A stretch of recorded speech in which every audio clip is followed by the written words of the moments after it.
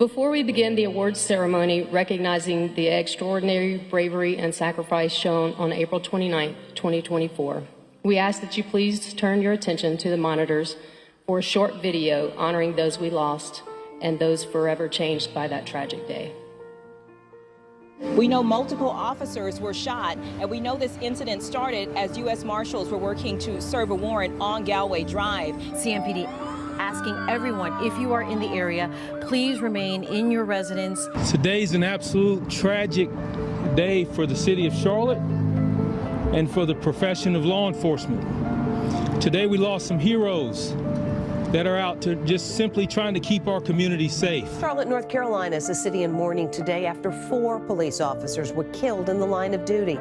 They were serving on a warrant at a home when they were met with gunfire. I come to you again with heavy heart to announce that Officer Joshua Iyer recently passed away as he succumbed to the injuries that he sustained this afternoon in the shooting.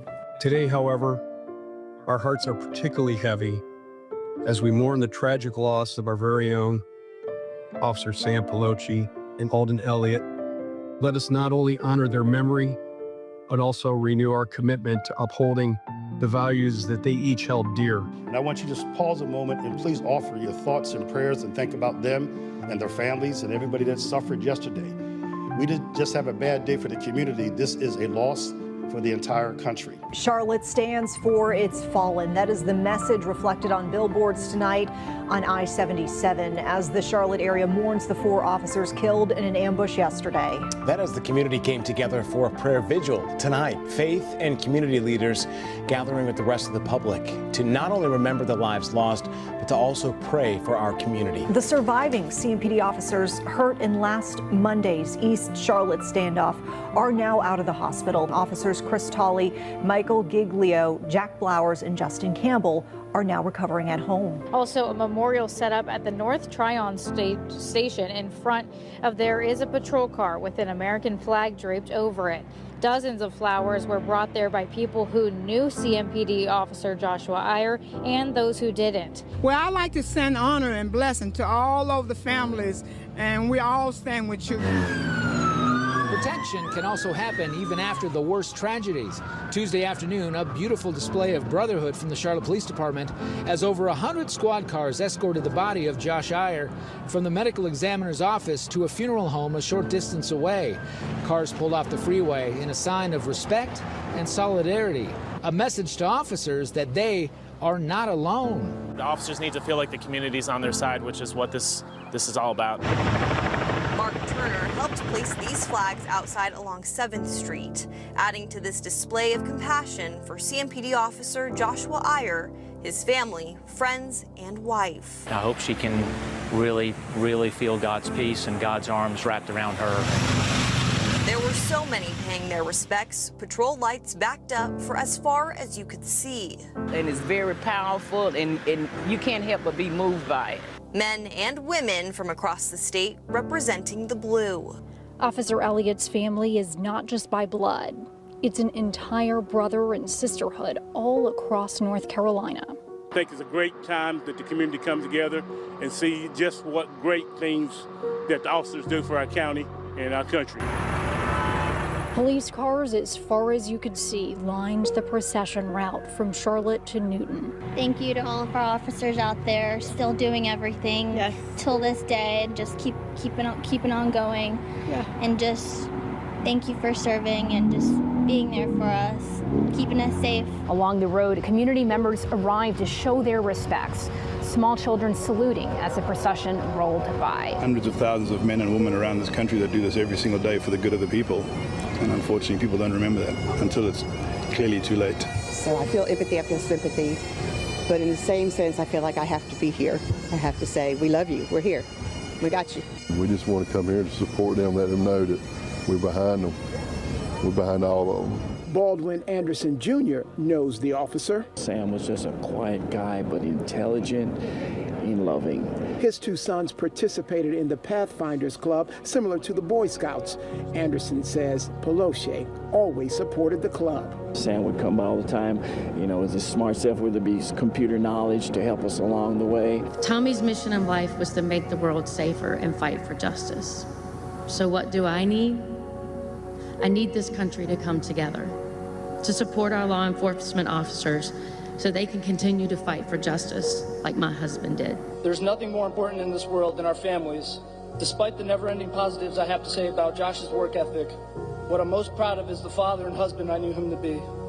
Talking to our officers, going to roll calls and seeing the work, that when I stand in front of you and I see you still put that uniform on and you still go out to protect and serve our community, and you are still doing your job with honor and respect. That's what you are defined by, and that's who we are.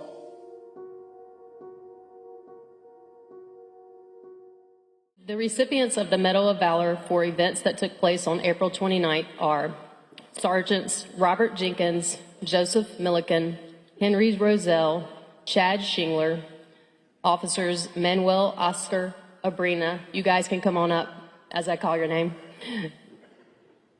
Officer Owen Bailey, Officers Ronald Coligio, Jose Gomez, Christopher Green, Brian Grisales Rios, Zachary Henleys, Jason Humphreys, Alexander Keller, Yongmin Kim, Kevin Lavelle, John McGinty, Cameron Moncontavan, Igor Oderchuk, Michael Romps, William Salazar, Jesse Scudder Cotherman, Tyler Spiegler, Derek West, Gresham Wilhelm, and Officer Kelly Zagar.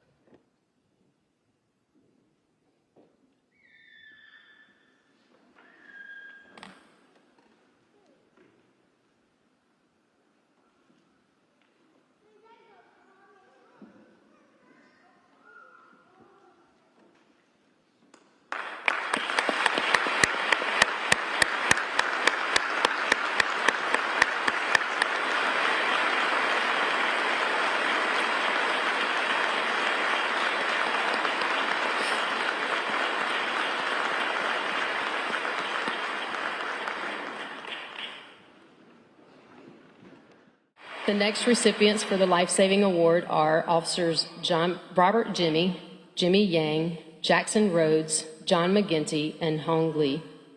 On March 6, 2025, Officer Jimmy reported hearing 5 to 6 nearby gunshots and began canvassing the area. He subsequently located a juvenile gunshot wound victim near the dead end of North Chase Drive, bordering MLK Middle School. As officers arrived, a second juvenile gunshot wound victim was discovered inside a vehicle. Both individuals presented with life-threatening injuries. North Tryon Division officers immediately administered multiple life-saving techniques. Upon their arrival, medic assumed care and transported both juveniles to Atrium, Maine with critical injuries.